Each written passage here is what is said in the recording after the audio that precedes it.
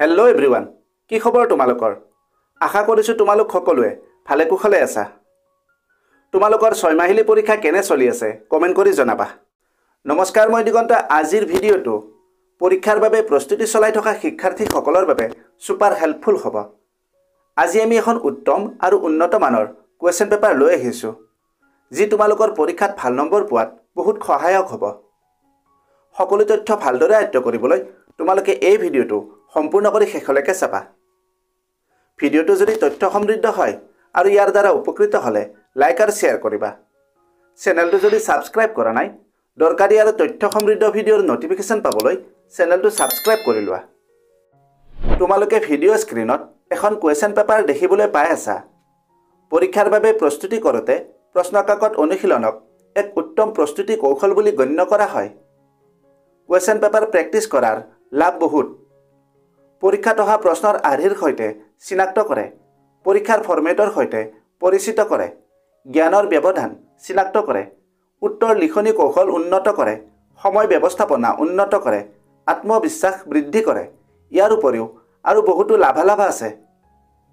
Question paper practice কৰোঁতে এটা সময় নিৰ্ধাৰণ কৰি ল'বা।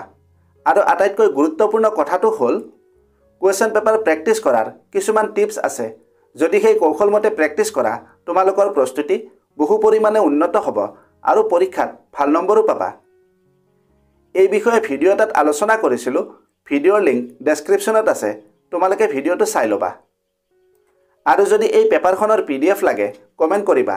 লগতে তোমালোকৰ প্ৰস্তুতি কেনে চলি আছে এই বিষয়েও কমেণ্টত লিখিবা। এতিয়া তোমালোকে পেপাৰখন ভালদৰে চাই লোৱা।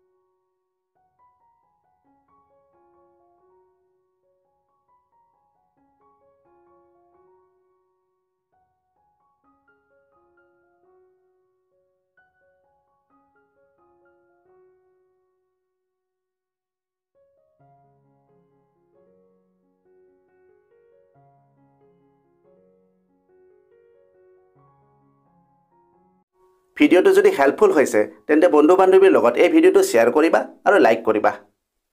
আজিলৈ ইমানতে এৰিলোঁ। অতি সোনকালে আন এটা আকৰ্ষণীয় বিষয়ৰ সৈতে পুনৰ লগ পাম। ধন্যবাদ।